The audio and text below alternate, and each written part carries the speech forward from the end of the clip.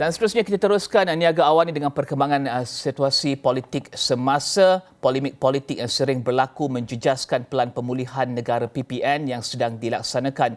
Penganalisis politik dari Universiti Sains Malaysia USM, Profesor Dr. Siva Murugan Pandian berkata ketidakstabilan politik yang berterusan mengundang pemulihan negara yang perlahan. Saja keputusan yang dibuat semalam sudah menjejaskan proses untuk meneruskan agenda vaksinasi, agenda pemulihan, agenda ke atas krisis ekonomi dan juga sosial. Kalau kita lihat, menteri yang menerajui Kementerian Kesihatan ada yang UMNO, menteri yang menerajui MUSTI, Sains, Teknologi, Inovasi adalah dari UMNO. Mereka telah mainkan peranan yang besar. Maknanya jika berlaku perubahan sekarang ini, sudah pasti pengganti ataupun jika sekiranya mereka masih lagi dibenarkan untuk memegang portfolio itu, sedikit sebanyak akan mempengaruhi kredibiliti dan juga reputasi yang ada. Bagi saya, yang penting adalah masa yang dipilih untuk membawa perubahan-perubahan ini. Apakah masa yang dipilih ini sesuai dalam keadaan rakyat merasakan kes semakin meningkat, semakin kritikal, proses vaksinasi sedang dihalusi, dipercepatkan. Apakah mekanisme terbaik sepatutnya diguna pakai oleh mana-mana pihak sekalipun dalam politik untuk memastikan bahawa tumpuan sebenar adalah kepada rakyat.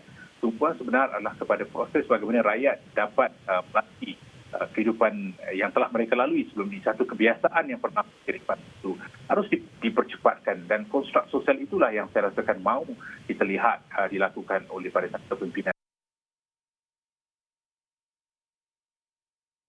Dan sementara itu, Fellow Penyelidik Ilham Center menjelaskan kerajaan masih lagi wujud meskipun Majlis Kerja Tertinggi UMNO membuat keputusan menarik sokongan terhadap Kerajaan Perikatan Nasional dan Perdana Menteri Tan Sri Muhyiddin Yassin. Menurut Profesor Madya Dr. Hamidin Abdul Hamid, kehilangan majoriti ini perlu dibuktikan secara jelas terutama melibatkan ahli Parlimen UMNO yang berada dalam Kabinet PN. Masa ini kerajaan masih lagi wujud kerana Perdana Menteri belum lagi membuat sebarang keputusan. Cuma yang jelas bahawa kerajaan berada dalam keadaan yang amat tidak stabil, amat tidak jelas kedudukannya kerana UMNO telah menarik balik sokongan. Jadi ini perlu dibuktikan. Dan sekiranya itu berlaku seperti yang berlaku pada bulan Februari lalu, sekiranya Tan Sri Muhyiddin tidak mampu dan beliau meletakkan jawatan, menerima peletakan ini, itu boleh membawa kepada penubuhan kerajaan baru. Tetapi ingat pada masa yang sama, Tan Sri Muhyiddin juga mempunyai hak untuk mengadap Yang di-Tuan Agong supaya melakukan pilihan raya dan terserah kepada Yang di-Tuan Agong sama ada mahu menerima ataupun mahukan Tan Sri Muhyiddin meletakkan jawatan. Jadi saya melihat ia masih lagi satu proses yang sangat fluid, ya Zul. Saya kira ianya masih lagi dalam konteks kita menunggu apakah seterusnya, terutamanya ini sokongan parti terhadap kerajaan Perikatan Nasional. Kita tidak tahu lagi apakah sokongan ahli-ahli UMNO yang menjadi menteri dan sebagainya. Ini juga kita harus lihat. Dan sementara itu, Dewan Perniagaan Melayu Malaysia DPMM dalam satu kenyataan beberapa hari lepas seru agar satu gencatan politik diambil semua pemimpin parti politik dan berikan keutamaan kepada permasalahan yang sedang dihadapi rakyat ketika krisis ekonomi, kesihatan dan politik ketika ini. Tambah DPMM, usaha harus ditumpukan bagi memulihkan segera tahap ekonomi rakyat terutamanya golongan B40 dan M40 yang bergelut dengan masalah aliran tunai akibat dibuang kerja oleh majikan yang terpaksa gulung tikar. Ini terutamanya di kalangan perusahaan kecil dan sederhana. Menurutnya ini dibuktikan melalui perangkaan terkini statistik tenaga buruh oleh Jabatan Perangkaan Malaysia di mana 742,000 menganggur dan kadar pengangguran pada 4.6% April lalu. Pada 28 Julai lepas, Jabatan Perangkaan Malaysia lapor sumbangan PKS terhadap KDNK menguncup 7.3% pada 2020 dan penguncupan itu adalah lebih tinggi berbanding penurunan KDNK Malaysia dan KDNK bukan PKS yang masing-masing turun negatif ataupun turun 5.6% serta 4.6%. Dan kita ingin melihat seruan daripada DPMM bersama dengan Presiden Dr. Abdul Halim Hussein. Doktor, pertama sekali, bagaimanakah komuniti perniagaan memerhatikan situasi politik terkini negara? Apakah reaksi mereka susulan apa yang berlaku pada semalam dan juga pada malam semalam? Assalamualaikum warahmatullahi wabarakatuh.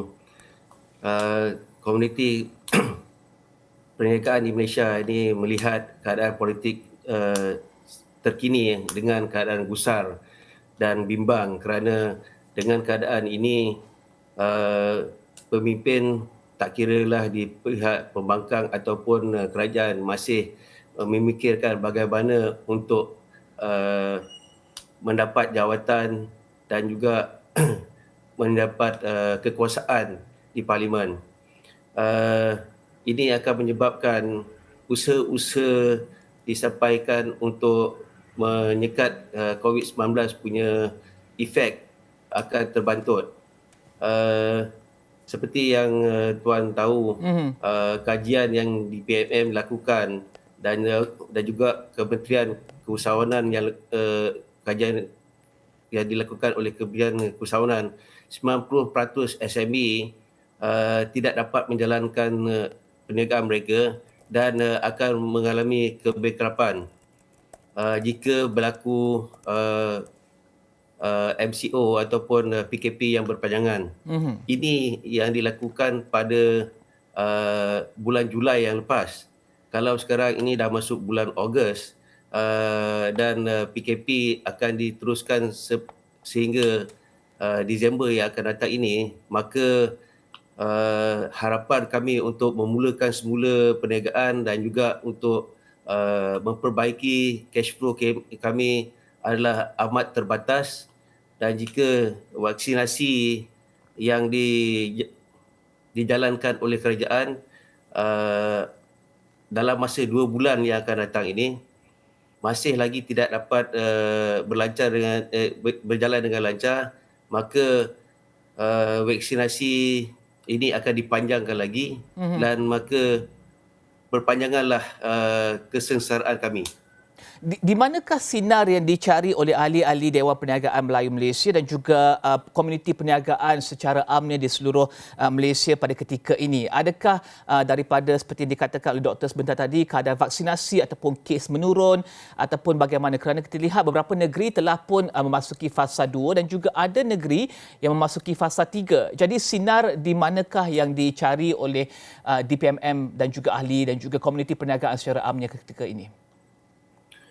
Terima kasih. Tuan, fasa 3 yang dikatakan oleh kerajaan itu adalah kepada beberapa negeri dan tidak menyeluruh. Dan negeri yang masih di dalam fasa 1 contohnya adalah Selangor, Kuala Lumpur, Putrajaya, Melaka dan sebagainya adalah negeri-negeri yang banyak menyumbang kepada perniagaan. Jadi contohnya di Selangor dan Kuala Lumpur. Selangor dan Kuala Lumpur menyumbang sebanyak 43% daripada KDNK negara. Jadi kebanyakan peniaga dan usahawan adalah tertumpu lebih di kawasan Kuala Lumpur dan Selangor. Jadi jika ianya tidak dapat diteruskan ataupun perlahan kadar vaksinasinya, maka pembukaan akan menjadi lebih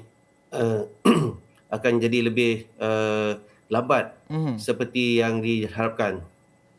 Dan doktor, kita juga mendapat tahu bahawa ordinan darurat tersebut yang dilaporkan dibatal pada ataupun tamat pada dalam parlimen pada 26 hari bulan lepas dilaporkan ataupun diperkatakan di situ akan dibahas dan juga diungkaikan pada bulan September nanti di parlimen.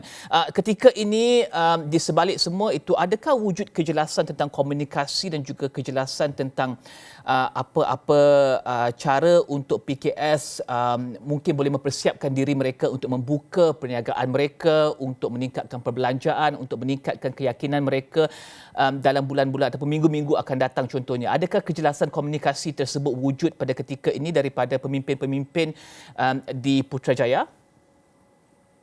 Saya rasa komunikasinya adalah tidak jelas. Di manakah tujuan kita ini? Dan kalau kita tengok daripada China pada ketika dahulu, bila mereka melancarkan lockdown, 30% daripada perniagaan selepas lockdown telah pun menjadi bankrupt ya. Dan ini walaupun kerajaan telah mengadakan Jabatan Mediasi Malaysia, tetapi tidak ramai lagi di kalangan usahawan yang mengambil tahu berkenaan dengan mediasi ini, kerana mereka masih lagi berusaha untuk menjalankan perniagaan mereka walaupun keadaan yang amat lembap sekarang. Dan sehubungan dengan itu, Dewan Perniagaan Melayu Malaysia telah mengadakan satu talian adu bisnes COVID-19 at dpmm.org.my untuk menerima aduan bagi menyampaikan kepada Jabatan Mediasi Malaysia ini. Apa yang cuba dicapai daripada usaha tersebut? Adakah untuk memudahkan PKS yang berdepan dengan tuntutan daripada contohnya tuan premis ataupun bagaimana? Ya, betul. Contohnya sewa. Sewa kebanyakan GLC dan juga termasuk MARA cuma memberikan diskaun sebanyak 30% sahaja. Dan ini tidak dapat mengurangkan kesengsaraan peniaga kerana mereka tidak dapat berniaga di tempat-tempat yang mereka sewa itu. Sudah 3 bulan sebenarnya perniagaan tidak dapat dijalankan. Dan jika perniagaan dapat dijalankan melalui contohnya perniagaan makanan, melalui Grab dan sebagainya, ianya masih tidak mencukupi untuk menampung overhead sesebuah perniagaan. Dan banyak lagi isu-isu yang masih lagi belum diselesaikan, contohnya moratorium, subsidi upah dan sebagainya. Tetapi semua bantuan ini diumumkan oleh kerajaan berjumlah 8 pakej rangsangan RM530 bilion, RM81 bilion suntikan langsung. Adakah PKS ini sukar untuk mendapatkan bantuan tersebut? Adakah mereka berjaya mendapatkan bantuan tersebut? Dan kongsikan kepada kami, Doktor. Memang ada yang dapat bantuan yang tersebut. Tetapi kalau kita lihat data daripada penjana ataupun data yang dikeluarkan oleh Kementerian Kewangan, cuma kurang daripada 30,000 peniaga yang mendapat bantuan. Keseluruhan peniaga dan juga usahawan yang di bawah small and medium size enterprise ini lebih daripada 950,000. Jadi kalau 30,000 daripada 950,000 adalah teramat sedikit sekali, dan ia tidak dapat menjana semula ekonomi kerajaan dan ekonomi Malaysia kerana ianya kurang daripada 20% daripada mereka yang mendapat bantuan kewangan. Dan Doktor, menurut data rasmi oleh Jabatan Perangkaan Malaysia pada tahun 2020, PKS sumbang 38.2% KDNK dan juga 48% daripada pekerja di Malaysia adalah dalam sektor PKS. Melihat kepada apa yang berlaku pada ketika ini daripada segi situasi politik dan juga DPMM ada mengeluarkan kenyataan berkenaan dengan kadar pengangguran yang dilihat sekitar 700,000 orang menganggur, adakah Doktor gusar jika tidak diselesaikan situasi politik semasa, kadar pengangguran tersebut akan meningkat dan juga tiada kejelasan berkenaan dengan bagaimana PKS akan bergerak ke hadapan? Ya, betul. Di dalam kajian 740,000 orang yang menganggur itu sebenarnya tidak termasuk orang yang berniaga ataupun yang bekerja 1 jam 1 minggu. Kalau kita campurkan mereka yang 1 jam seminggu ataupun kurang daripada 1 hari seminggu bekerja, yang di mana mereka ini telah dimasukkan dalam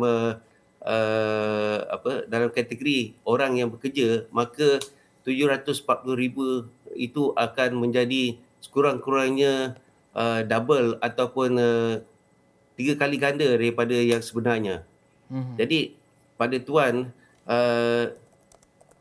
kalau seorang itu berniaga ataupun bekerja selama 1 hari seminggu, adakah ianya dapat mencapai kapasiti menjana kewangan kepada keluarga mereka?